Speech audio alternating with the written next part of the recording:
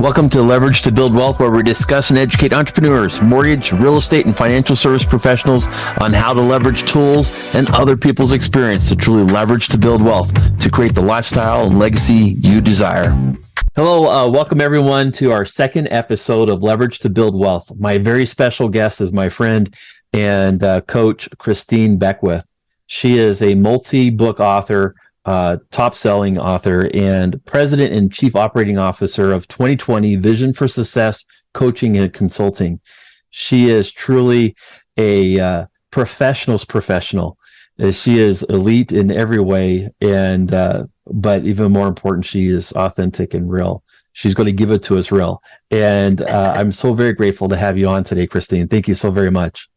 Oh my God, so great to be here. I'm so excited to see you do this.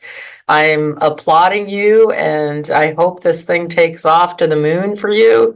And mainly because I don't mind jumping right in here and telling you, one of the things that I've always been struck by you from the beginning of meeting you is your voice. And I'm not talking about how you sound right now. I'm talking about the way you speak. When you're in a room, like, you're often in rooms that we have large community groups and you are heard, and, you cut through a lot of noise. When you speak, people listen. You usually are very additive. You level the conversation up. And so to me, this seems like a very natural thing that you would be bringing that wonderful voice.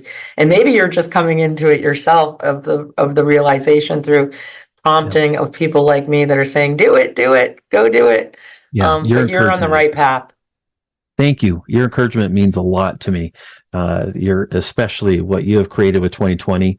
Thank you. I love participating and watching and learning and being coached by you. And I'm definitely going to encourage, before this is over, anyone looking to truly level up their game to reach out to you, because 2020, what you've created is incredible.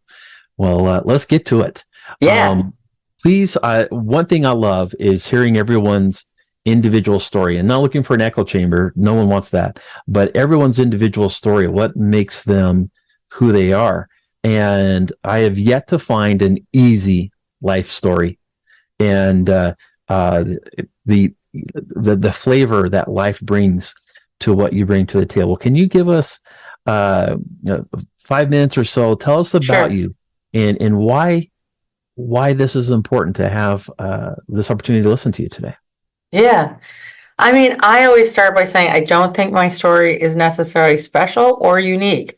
But I have told my story. Somewhere in the walk of my life, I would catch the reactions of people. And by my surprise, even as a young girl, when I would accomplish maybe, obstacles or overcome obstacles or reach, different levels of things that statistically people would be telling me wasn't possible, I did recognize, the wow factor in my life along the way, where people were like amazed, I always equate it to that. I've had that moment when Rudy runs onto the field, in the movie Rudy. I've had that moment 20 times in my life, where I have fought for some unbelievable, unattainable goal, and had everybody in the world telling me I was dreaming too high. And, so my story is simple. I grew up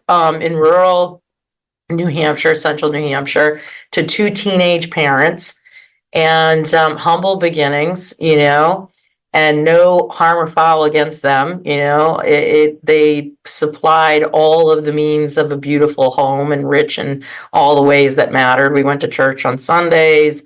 We had strong moral fiber as a family unit. We were taught the lessons that old school parents teach, in the home, and should do more of today.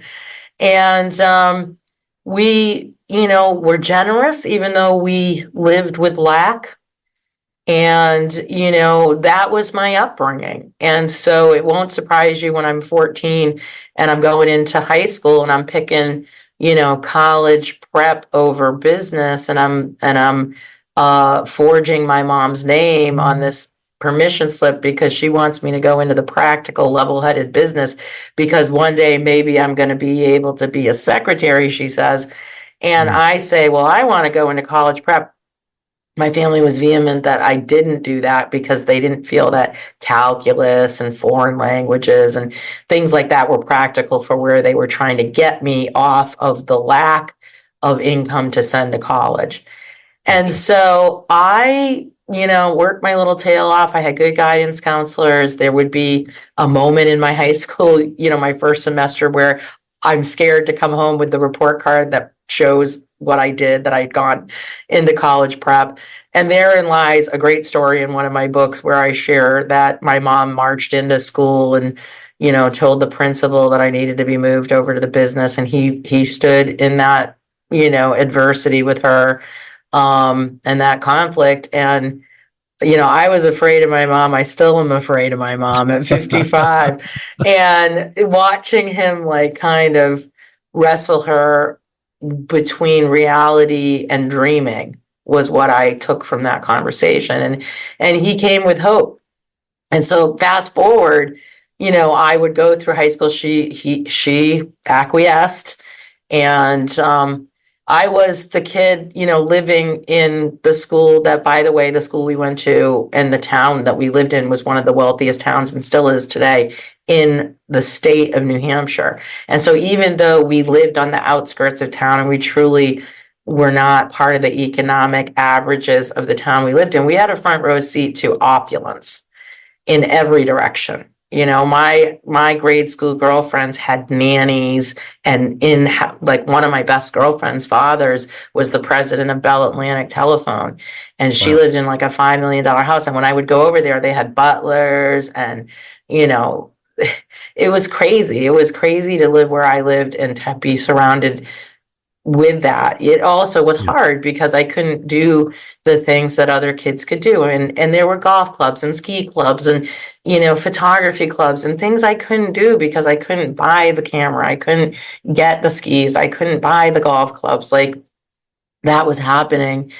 And the long story short is that I won 13 scholarships the night of our awards banquet, which gets me to college. And then I take a job at a credit union as an assistant to a female originator. And herein begins the banking story. And I put myself through college going for sports medicine and nutrition, learning from one of the most iconic, Italian business women that you could be, who was very rare, very, very unheard of. And by the time I get out of college, I want to become an originator myself. And the rest is kind of history. I've spent 37 years in the field. I would reach through the ranks and, I stayed an originator for 20 years. I was an originating branch manager. I became an area, divisional, district, regional, and then senior vice president. I oversaw H&R Block's national mortgage platform with 1,250 employees. I closed that operation down, put myself out of work during the mortgage implosion, and then I got picked back up by Joe Pinabianco to help build Annie Mac. And then I go on that ride for 12 years as the national director of real estate and sales. And so that brings you to 2020. Somewhere along the lines, I realize I'm a writer. I'm a teacher. I find my purpose in life. I age. I have a child. And I go through some tragedies, and I'm still going through tragedies. I mean, as I sit here right now, I lost my sister a year ago. She has a very tragic story, another story for another day. My condolences, by the way. Yeah, thank you. And so I'm a fighter and I'm a believer in, setting goals and trying to accomplish them. And my life is just a series of that, leading to this moment that I'm on this podcast right here. I still have goals this year. I have new heights. I'd like to test myself and see if I can do things I didn't think I could do. And I'm still doing that. Thank you for sharing that. Today's theme is about the bounce back, and you definitely are a true expert by experience on bouncing back. And, it's interesting. I believe that life is really created of moments. It's not linear. I believe life truly is based on moments of our life changing moments, and moments to moments to moments. And for me, success is to gather as many of those moments and have the biggest chest of those kind of life changing moments. Not even though the premise is about building wealth. Wealth is more than just money, right? And is definitely a big part of that. But for me, that wealth of experiences and progress. I remember hearing on another gentleman's podcast where he talked about what's more important, money, family, relationship, or progress.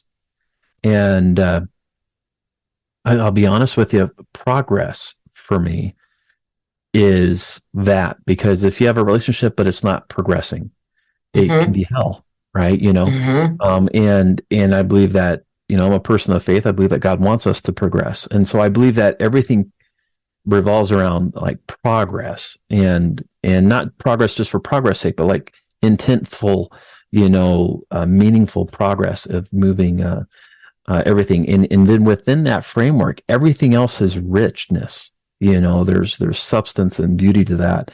And these aha moments, are incredible. And I love that. And, I've got 6 kids. Having those moments is everything. With that being said, what would you say is one of the transformative bounce back aha moments that you feel is part of your foundation? Like it is a cornerstone of what you view you are. Can you tell us a little bit about that? Yeah. So, learning about who I was as I grew older, we grow wiser, we look inward. I had this great lesson, which I've shared in my books, Breaking the Cycle, and again, in Finding Honor, I expand on it in the first chapter of Win or Learn. I talk very deeply about this particular intersection that I'm going to share as the answer. And that was, building H&R Block all the years and working so hard to get to the table of the executive level. The very first meeting that I go into, it's a new CEO that had just been brought in. They had transferred the CEO that I'd grown up with all the years. And so the first problem I'm given is, how do we get small enough to survive what would later become the mortgage implosion? We were on the front end of that. And I'm a new executive. And the only mathematic equation that I could come up with after 72 hours was complete closure, because it was a publicly traded company. And what was at risk was shareholder price on Wall Street for the major firm, for the international firm of H&R Block. And so in hindsight, I kind of realized like I had my Wolf of Wall Street moment myself in my career, where those types of shot calling decisions were on my table. And to make a decision, if you're in a growth mindset and a building mindset, you can be very Pollyanna if you put on your blinders, and sometimes ignorance is bliss. Like when I'm building, I shut all negative things out. And that's what I had done for the prior 12 years leading up to that moment. It was very anti everything that I was built by in my fiber to come back with the answer I came back with, which was that total closure was necessary.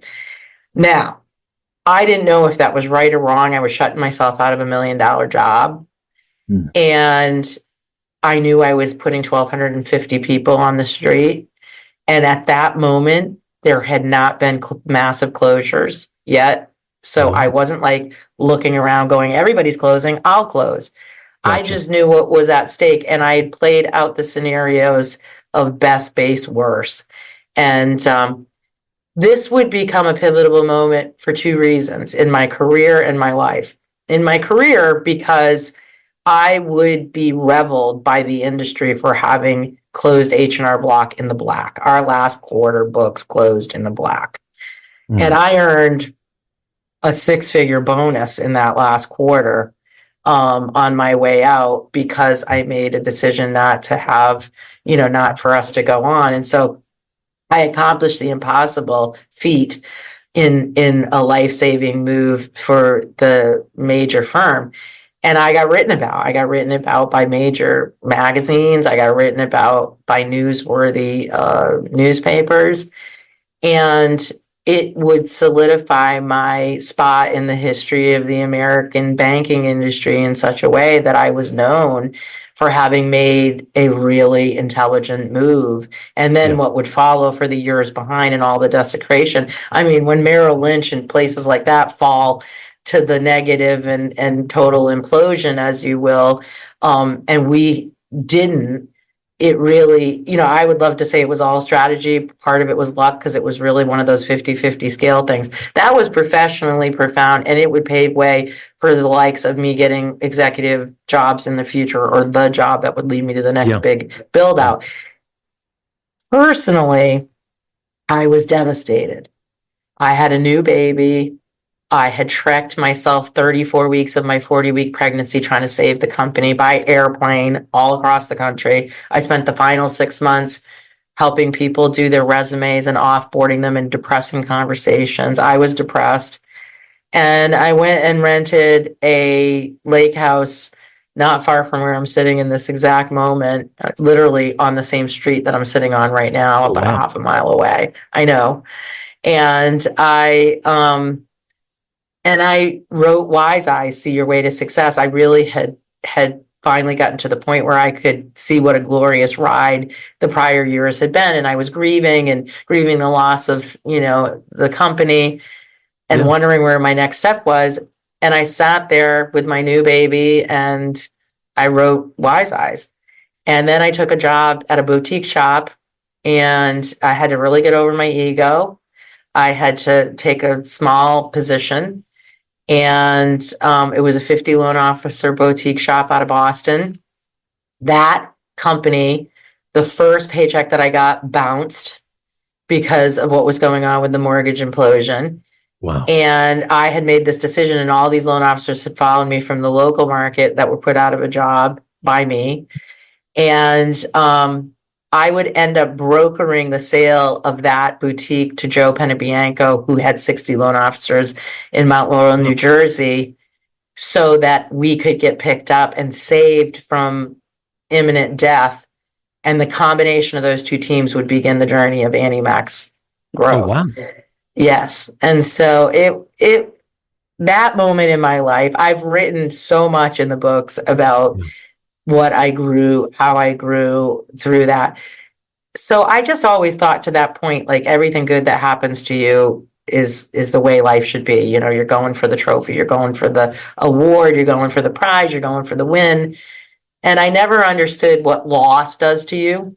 Yes. That was like one of those moments in my life where I experienced unexpected loss. And, God knows from there, thank God I learned those things, because the next, 20 years of my life there would be a lot more loss in both personal and professional ways. And I learned survival techniques that I've now written about in Finding Honor, The Journey to the Truth, which is that we're all seeking happiness and success. And we really need to look at it through a proper lens and a real lens. And for the first time, I came clean to the world and I shared my darkest moments. And it wasn't a book about success. It was a book about failure and overcoming failure. And it really liberated me. And I'll leave it there. I'll say that is the moment that I become, I think, more real in my life story, and that people connect to me on a deeper level, because until that point, I was just the shiny penny that always won. Everything I touched had turned to gold. I really had figured out the path to business success. And wow. I was picked because I was a good bet to be a winning horse in the race. Yeah. That's interesting. It brings up a couple very interesting questions. Some you kind of addressed is, and this is something someone who's not an entrepreneur just would not understand. And when you're at the executive position, you're the closest thing to an entrepreneur before an entrepreneur when you're at that executive level, because it is your baby. And you mentioned that aspect of mourning and going through that process. I mean, like when you truly build something, it is your baby. It does have life. And when you see that get decimated by things outside of your control, the market and all these things, it's like watching your child get hit by a car, and I have seen my son get hit by a car, and I understand what that pain feels like in that Wow. emotional distress. Yeah. And it Wow. it is real. It's palpable. It is, and a lot of people who don't understand, like who just have and there's nothing negative about this. It's just different, an employee mentality where you just punch in, punch out. They don't understand because they're just going for the paycheck, and this is whether it's job security or whatever reasons. But when you're an entrepreneur and you're building something, and you're an executive and you're building something, and there's ramifications of these decisions. It brings me to this next question, is because from the corporate standpoint, I understand where everyone loves you. You're helping a business close into black, but at the same time, it's in a way you're being vilified by those who are losing their jobs, because it's a recession when everyone's hurt. It's a depression when you're hurt, right? When the reality hits yourself. And for what I know of you, and knowing you for over 3 years now, you're easy to love, and you're Thank you. straight. For me, you're an older sister who loves you, but will beat you up if you need to, and it's because of that love. It's the Yeah. I'm not going to pull punches. It's like I'm going to be straight with you because I love you, Mm-hmm. and I can't imagine that anyone, when you're with H&R Block, would have anything but that sentiment as well. But how did you endure going through that hard decision, knowing that families were going to be devastated, but that was the right thing to do, and then using that in moving forward in business, in life in Yeah. general? How did you deal with that? Yeah, I mean, at that time, I didn't have any experience with letting people go, and I was being guided by HR on, the PC things to do and say. And when we went on the road and flew around to help build out resumes and offboard people. But the truth was, I threw that script right, in the wastebasket, because when we got there and you were looking at the whites of the eyes of the people that had fought for you, that you had asked to grow and build and work hard and show up, and they had, and you could see the hurt and sadness and even fear, because money that is lost to homes is fearful. It became very real for me, and it was hard. It got harder and harder in terms of me understanding the gravity as each conversation was taking place. I spent exhaustive hours at each location until the last person had asked me the last question at these locations, talking through their pain, sometimes just listening, not really having all the answers. I was exhausted for 6 full months doing the work that we did in the end of that company. But I feel like it's like, you're in a battle every day for your life and your businesses. And in some cases, you're going to lose the war, and you're going to have casualties in that war. And at Yes. the end of that, you've got to ask yourself, was I a good leader? Did I lead them the right way? Was I careless? And I really felt like I had done everything I could have done, and that I kind of left it all on the field, if you will. And so today, what that gave me was a tremendous gift. And I would tell you this, I have terminated a lot of people through consolidation. I've watched other people do it. I've watched a lot of leaders try to figure this thing you just said out, which is, I have a big heart. You describe me as somebody that will be real and, pull punches. The truth is, I don't know how I do that. It's how I'm wired. If you've ever, I've watched female basketball coaches that come to mind. I won't name names, but I've seen coaches running down the side of the court as the players are going down the court, and they're screaming, take the shot or whatever they're screaming, block them, get the rebound. And they're in that game. They're not on the field, but they are in that game emotionally. They are vested in that player, and they're running the paces. They're on the side, they're outside that line, but they're running the paces, and every bit of their soul is in those moments of those plays. And I was that type of coach. Whether it was good, bad, or ugly, I had a shovel in my hand. If I was asking them to dig harder, I'd dig harder. If I asked them to stay late, I stayed latest. And I think that when you do that, you gain the respect of your team, and then everything rises. And so when you fall and you have to do tough things, it's not forgotten that you have a heart or compassion. I don't think it can be faked, by the way. I think some leaders are callous in their approach to certain things, and they're the ones that churn and burn employees. And I've had a lot of pickup. When I became a consultant in 2018, and I decided I had my last day in this business, and I was growing tired. I had always said I would go out like the Seinfeld, and I did exactly that. I was so popular at Annie Mac and so revered. And when I gave my notice to leave, they were devastated, and they made me work the whole damn year. I gave a year's notice, which was required under my contract, and they made me work 365 days. And then they bought the first contract of 2020 when I opened my doors. No joke. Oh, and that's cool. They're still here. And I will say that that's a wonderful feeling when you aren't being pushed out, and even though I could see the end of, I could see myself getting slower. I was getting tired, and I didn't want to fizzle out. I wanted to go out like leaving them wanting more. And when I tell you, when they announced at our annual summit, and there were grown men that were crying in the audience, that were up on their feet, and I was crying from the stage, and I wasn't ready to leave, and they weren't ready for me to leave. But when I went into consulting, the whole industry supported me. Like, people that had worked for me 20 years prior called me up, and they're like, I don't know if I can afford it, but you were the best boss I had back then, or whatever. And they wanted a piece of me now. And so I'm still living on the ether of, I believe, the heart I put into this industry. And I think that's going to carry me through to my end. I do. And I won't do it unless I'm going to put my heart in it. And if I got to say something hard to you, you can promise that I am doing it because I know you got more, and I'm going to pull the punch from you to get more. And so I know the basis of that pulling of that punch has to start from loving one another. If you're going to take somebody and say, you're not giving me enough, and they're saying, yes, I am, and you're saying, no, you're not, you've got more, and you're making them angry, and they're standing up and they're trying to say no, like, that fight is a worthy fight. Because when you get that person to break through and you see their capabilities, when I have put more belief in people than they've had in themselves at times, because I could see what they could not see. Yeah. Isn't that so true, though? Isn't that easy to see?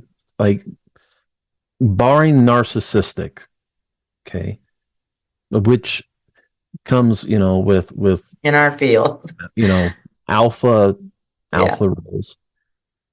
Isn't it interesting how many people will say, I can see how that person could be successful, yet they'll look at they'll weigh against their greatest perceived struggles against someone's perceived strengths, and then discount themselves out of opportunities. 100%. It's like they're blocking their own shot before they even take it.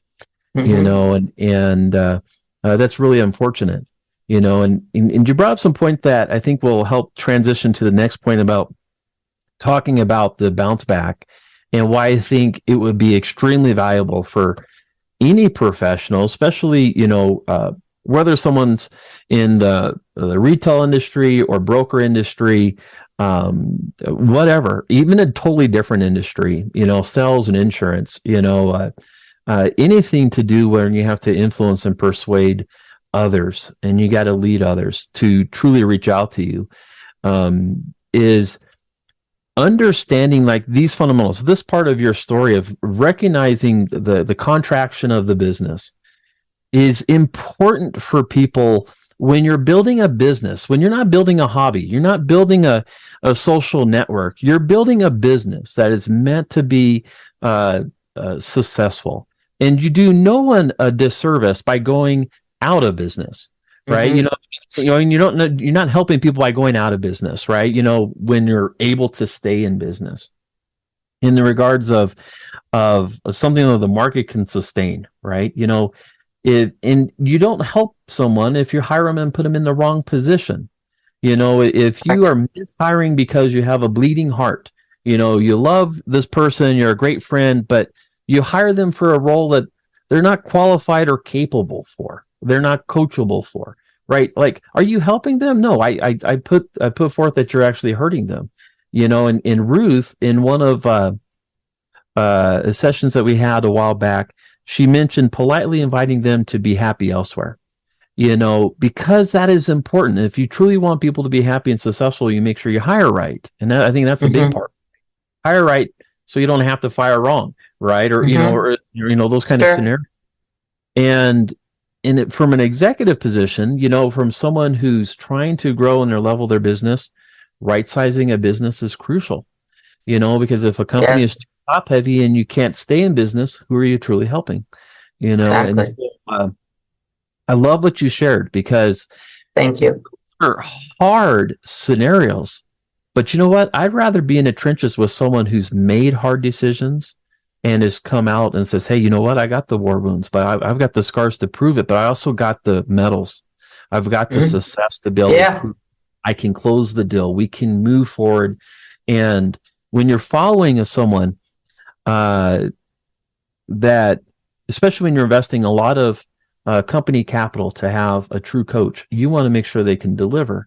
And this is where I know that you work with a lot of direct competitors, and you're the coach. You have the ear and mind and motivation to people who are fiercely competitive against each other in our industry. And I love that.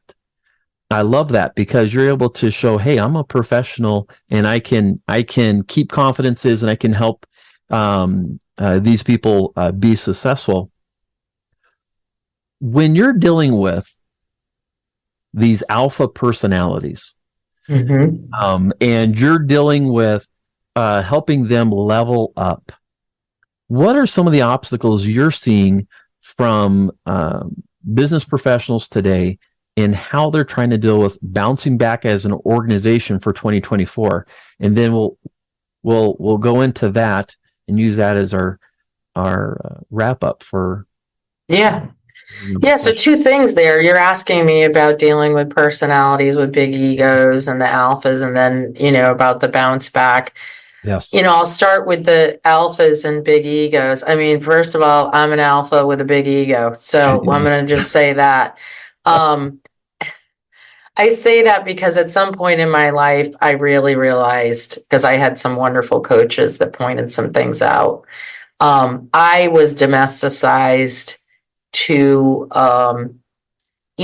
by a couple of parents that were kids. And I've written about in my book, Finding Honor, that the way I got my mother's attention, who's a very hard nosed New Englander and's gone through her own life's tragedies and isn't super emotional, was by reward. When I would come home with good grades, or I won a contest, or I got a blue ribbon, or whatever it was, I would see, I'd get a rise out of her. And so I spent my whole life trying to chase those medals and trophies for that. And it took me a really long time in my adult life to come to terms with why I was an overachiever. And I think that's what really drives egos and alphas, is that it's accomplishment, and we're inflating our own self-worth through these things. But there's a psychology behind that. And because I've gone Yes. through the hard work, internal work of understanding myself, I have a greater appreciation for the likeness of those people. And I may be encountering someone that hasn't had the self-awareness that I've had, and the humbling that I've had, or the reasoning around why I did certain things, and the overcorrecting places where I would level back down. Today, I hardly ever don't push someone ahead of me to the stage or to the interview, or I don't really coach anymore here, much. I'm in the back room like the dean of schools. I do a little bit of consulting. And that's even an evolution in the 5 years since I started. I strategically started with my name and face because I was starting a company that needed to pull people that I had worked with. But eventually I propped up the company logo, and the brand would pull in 20 more coaches, and I would go to the back room. And so somewhere when you're encountering alphas and you're encountering egos, people are on their own journey of self-awareness. They don't understand why they like attention or accomplishment, but I promise you there's a reason. And inside the void they're trying to fill lies the answer. I have figured out my void, and I have figured out how to love myself at a higher level. I wasn't always as honest as I am today. I wasn't as always real. And finding honor, the journey to the truth. I don't mean to lead it back to a book or sound like I'm selling books, but I had to write that book, and I didn't think I'd publish that book until I was 80 and on my deathbed, because I shared things that embarrass me to this day when people ask me about it. But it was my truth and my real journey of personal development. It was my greatest development. So that's my answer to that. So yes, I see some really rough things. I also encounter fake alphas, and fake alphas are a whole nother animal. And that is a person that really is acting an alpha, but they really lack the confidence. And that isn't me calling them out. It's just they're a different type of person to deal with. Yeah. And I see through some of those antics, and they're the worst, by the way. They usually are the ones that are going to fight the hardest, be the loudest, do the most destruction in the conversation. So with all of that in mind, the bounce back this year is going to require humility, in that leaders are having to let go of everything that rose the tide to the point where it falls, and they've got to cut expenses, cut staff. They've got to get lean, mean. And for a lot of these guys, doing that exercise has had to be done 20 times in the last 3 years in levels. For the originator that's bouncing back, I think a lot of people have quit our industry because, let's face it, if you go to a fishing hole and you fill 2 buckets at lunchtime, which is what we were doing for 5 years, it really sucks to go fish for 8 hours a day for one fish and sometimes none. And so the true fishermen are what is left. The guys that, either the new people that are like, know nothing else and they fish this way because it's how they're learning, or the veterans who are like, okay, back to the basics, back to the old fishing holes, back to, what we were doing. My job as a leader and consultant in this field this year is to strategically unpack what a mortgage originator truly is. And this is both to the executives and all levels of management and leadership and the originator themselves. We got into this economy a certain way because of economics. And there is an economic history, and we do a lot of comparing to past bad markets, but we'd be doing ourselves a huge disservice if we didn't understand that the ingredients of past bad markets and current markets are completely different, And so understanding those dynamics is what we teach in the classroom. Understanding what the problems are that we're solving to in different ways. We teach a lot of unique ways for people to partner with realtors that have nothing to do with cold calling, have nothing to do with the old fashioned ways. Forget about bringing the first time home buyers. We're teaching how to, solve to the problem of the inventory by doing listing strategies, soliciting listings and sellers, and doing expert mortgage advice for selling your home, and then handing that over to a realtor. So we call it the bring the bread to the table strategy. And it wakes realtors up, and it gets their attention, and you're handing them money, and you're getting the buyer side, you're getting the buy side of the mortgage transaction when they buy after selling. But you're getting in front of it in such a way that you're really having a meaningful relationship. As far as refis go, we've been scared to sell this higher interest rate, but all of the homeowners that have low rates are reaching that 3-4 year mark, which historically for 40 years is the mark of no return, where the debt gets so high, it's painful, and the cash gets so low, it's painful. And so they're willing to take the higher rate, and we can lower the rate in the future, but we've got to start being more confident in our ask of who needs my help out there, and also overcoming the homeownership egos. Homeowners don't want to give up that lower rate because they feel stupid by doing it. And we've got to tell them that it's stupid to hold on to high interest rate credit card and loan debt and to sit with no cash. And so This year's bounce back is going to come from strategy. It's not going to come from working longer hours. It's not going to come from trying harder. It is going to take tenacity. It is going to take fortitude. It is going to take sticking with it. My final word is this: keep the rain buckets out. Keep your sails up. Sailboats are moving slow. You're rowing your sailboat this year. I know that sounds stupid, and a lot of people will dock the boat, but I'm telling you, the people who are in the water when the wind hits are gonna be the front runners of this. And believe me when I tell you, the 2020 ship is gonna be out front with all of our sails up. And we are spending a lot of time polishing the deck and getting ready for the next big wave, because this is not the end of the world. This is a bridge between two places. You are on that bridge right now, somewhere on that bridge. And if you don't believe that you're going to cross over to the other side, then work on your mindset. If your mindset's good and you're just tired, we'll work on your physical energy. And if your strategy's poor, we'll work on that. And if you don't have answers for any of this, come work with us. Is how I'll end that. Well, I would say, even if you think you got your strategy, I think sometimes people are so close to a situation, they don't have the intellectual integrity to really say, I need help. Right. Because especially for alpha males, which are generally, alpha people, they don't want to ask for help. But the true champions realize they need it. Michael Jordan, Kobe Bryant, they needed Phil Jackson. It wasn't Scottie Pippen that made the Bulls excellent. It wasn't Dennis Rodman, although I love Dennis Rodman. It was Phil Jackson. Yeah. Phil Jackson was the game. And Tim Grover, by the way. Have you read the book Winning? Tim Grover was Michael Jordan and Kobe Bryant's personal development coach. I got to meet him and in a room of like 100 people. And let me tell you, that man's intimidating.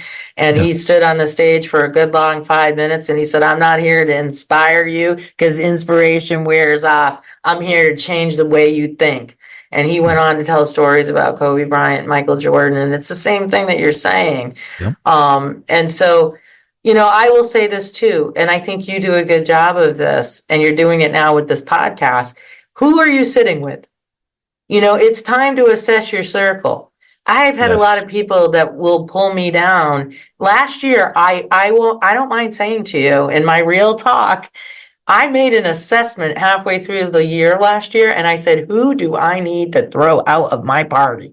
Because I got some people that are taking my time, weighing me down, always coming with problems, no solutions, negative. And I got to tell you, it was hard for me to do, but within a 30-day period when I had this revelation, I was about 8 people less at this company, and I had made some personal pivots as well, and my days got easier. I felt lighter. Oh my God. Amen. Yeah. And so, it does matter who you want to be a competitor. Well, don't go where you're the top person. Go where the competition's better than you. Yes. I sit at tables where I know I am not the smartest person at the table. Tomorrow I'm getting up and I'm driving to Boston and I'm going to Shant Bonasian's Accelerate conference. This isn't a trade organization conference. It's not where I can get business. In fact, I can get no business at this conference. I am going to this conference purely for the education because it's a real estate focused and it's in this market. And I just love Sean because he's number one. But the main reason is because I never reached the height of being the number one LO in the country. I was up there. I was in like the top 5% in my day. And to sit in an audience with a man that has done that, to me, is like going to the Kobe Bryant of our industry and listening. I have always said, and I said it in Wise Eyes, and I wrote it in the Blueprint for Success. There are 3 rules to measure your success. How well are you improving? Where do you stack up to the averages? And how do you compare to number one? And the last one is one that people don't do. And they don't do it because they're sick of Susie getting the trophy every month at the company sales meeting. They're sick of the people that are put on the pedestals. I have a completely different relationship with people that are winning. I will sit front and center all day long at the conferences I go to. And people ask me all the time why I do that when I'm a consultant, and supposedly in their minds, because they measure coaching like, do I need it? Do I know everything? I'm there to evolve. I'm there Yes. to learn what I'm doing right so I can go faster in that direction and be affirmed in what I'm doing. So I believe in education. It's brought me this far from 14, kindergarten to here, but really writing, reading, speaking, those are the fundamental things that evolve us. I do that in droves, and I'm writing my 6th book right now. Oh, It's wow. going to be a barn burner. And the quotes are just starting to come out. The writing's in progress. We are commissioned for release in November, and we are wheels up. The Wow. book's name is High, High. The tagline is Selling is a Drug. And I can Yes. tell you on the back of the book, they just had me write like the what description, and it says, inside the brilliant and high functioning minds of the uber wealthy and successful, manic and crazed humans thriving and driving the American mortgage and real estate finance market. And I promise you, this book is going to set our industry on fire. I am going to share all that I know. This will be one of my legacy writings for the time that I've spent here, of the best of the best of the best that you can do to get high in sales. And so I'm doing everything I'm preaching. I want a signed copy. Absolutely, 100%. I want to make you're going to bring me back on, because by then Yes. your podcast is going to be huge, and I'm going to need some press for the book, and Heck then yeah. I'll be a repeat. Christine, it has been a truly honor and a treat for whoever gets to listen. I highly recommend, with heartfelt and endorsement, anybody wanting to level up their business, level up their mindset, to reach out to you. How does anyone, mortgage industry or not, reach and get a hold of you? Yeah, it's so easy. We have an email for the world that is solutions@visionyoursuccess.net. Solutions@visionyoursuccess.net. If you send an email there, you want information about what we do, someone will reach out to you. We have a very no pressure, laid back way of speaking to people. We really don't want to convince you to do coaching. This might sound anti-selling. We want to tell you what we do and then let you decide, because we're not looking for people that we've got to constantly convince that this is the way. We are looking for people that are going to be additive to our community, who come at least bearing the mindset of self-improvement, wanting self-improvement. And that's the key ingredient. We're interviewing you as much as you're interviewing us. And we've learned the hard way not to let everybody in that needs constant convincing, because they're usually going to be the next quitter. So if that doesn't scare you away and you want to be part of our community, give us an email and we'll reach out. Well, that's incredible. And I know you're also very prolific on social, especially LinkedIn. And you're wonderful, Christine. Thank you so much. I'm looking forward towards doing this again. Absolutely. Please join our Facebook group. That's the last thing I'll tell you. We have a Facebook group called 2020 Vision for Success, for loan officer success. And you can get a lot there for free from us. So thank you, Tommy. It was wonderful being here. You're incredible. All right. Thank you so much, Christine. I love you. Yay. I adore you. So indebted to you. Thank you. Oh, well, I hope it hit the mark. I think it's going to be nice, a nice one. Yeah, it's awesome. I love it, and what I love about it being literally the second one is, I anticipate I'm not going to get any views for quite some time, but when it does kick, So go back to it and say, what else does he have? And they're going to see, and they're like, oh my God, how have I not seen this? And that's what I'm hoping is, and also, you've been so generous with me in allowing me to be part of 2020. Of course. I couldn't help. I'm like, I need to do this. I got to do whatever I can to help bring people your way. This is how it works, though. This is how I work. Like, I see souls that I want at my table. I put them there for a reason. It always comes back to me. I really live by the same set of principles. I think we've shared this, which is give away and you shall receive. Yes. And that is exactly what I do. And so I always feel like this is really great when I'm with like people and that sort of thing. I will tell you. Thank you for watching and listening in to today's episode. Please like, share, and subscribe so we can strengthen our mission and get the message out to others on how to leverage to build wealth. Who's next?